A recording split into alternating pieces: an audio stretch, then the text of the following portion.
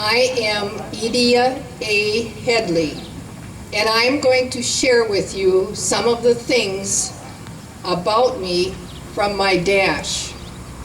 The dash is the mark on one's headstone when it shows your year of birth, dash, to your year of death. I was born on April 1st, 1877 in Janesville, Minnesota, which is approximately 135 miles east of Mankato. When I was 7, I moved with my parents and my brother to Luverne. My father was a carpenter contractor.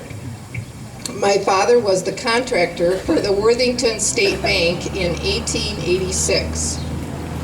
My father also built a set of farm buildings for my uncle, A.O. Headley, which was in Springwater Township, Section 20. There were many farm buildings and school buildings being built at that time, along with businesses and homes in Luverne. My father continued his carpentry contract work in the Luverne area until he was 85.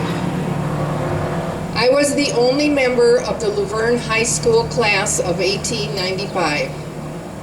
While in high school, I sold encyclopedias to raise money for my mother's cataract surgery. After I graduated from Mankato State Teachers College in 1897, I then worked for the Anoka schools as a supervisor of domestic science. In 1902, I returned to Luverne to teach along with caring for my family. In 1906, I was elected Rock County Superintendent of Schools. The day I was elected, the Luverne City Band came to my parents' home to play the song Northern Lights, which I had written. I remained the Rock County Superintendent of Schools for 20 years. There were 75 country schools in Rock County. Each year, I had to visit each school 2 times.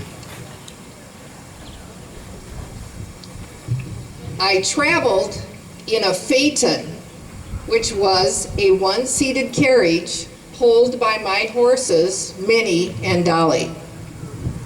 I later traveled by car. My office was at the courthouse. My summers were filled with the task of keeping each of the 75 country schools supplied with a teacher, not a small task. In May of 1913, Minnesota Governor A.O. Eberhart appointed me to be a delegate from Minnesota to attend the 4th Annual International Congress on School Hygiene, which was held in Buffalo, New York in August 1913. I had planned to attend, and my intentions were to consider it a few days for vacation. However, I had about a dozen teachers that had yet to be secured for the upcoming school year. Therefore, I needed to stay home working to obtain teachers, which was my first obligation, rather than sitting with the Congress. I was one of the 16 of the leading educators of the state appointed by the governor to represent Minnesota, and enjoyed the distinction of being the only woman and the only county superintendent named to represent Minnesota. The topics of the 4th Annual International Congress on School Hygiene were hygiene of school buildings, grounds, material, equipment, upkeep, the hygiene of school administration, curriculum and scheduling, medical and sanitary supervision in schools. Along with these topics were mental hygiene, Binet-Simon scale, which was testing for mental development, sex hygiene, illumination of schoolrooms, intestinal parasites in children.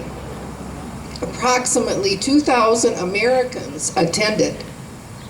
In the summer months, I was a judge at surrounding county fairs. I judged school exhibits.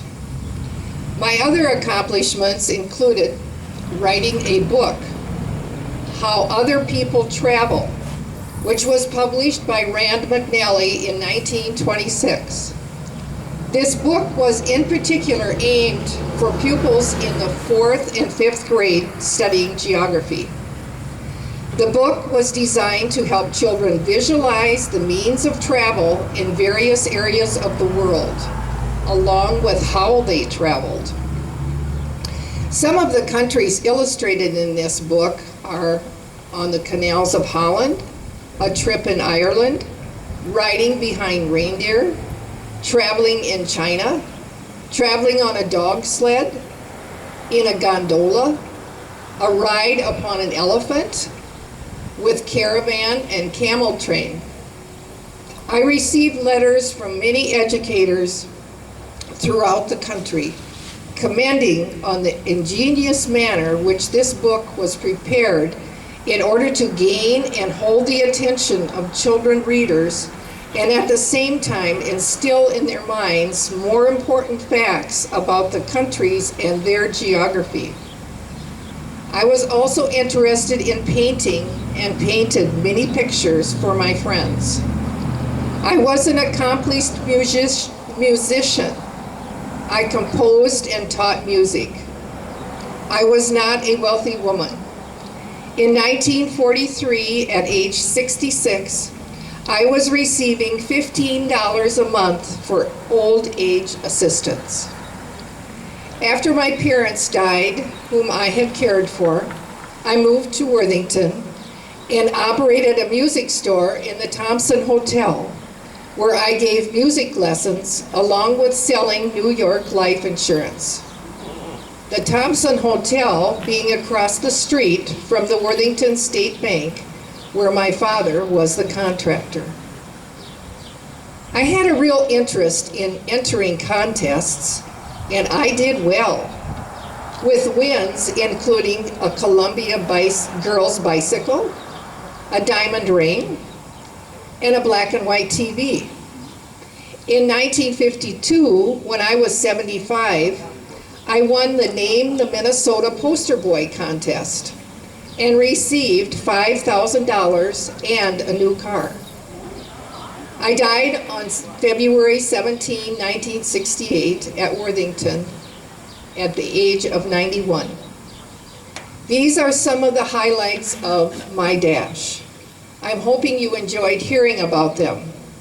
If there is anyone in the audience that knew me or of me, I would enjoy visiting with you later.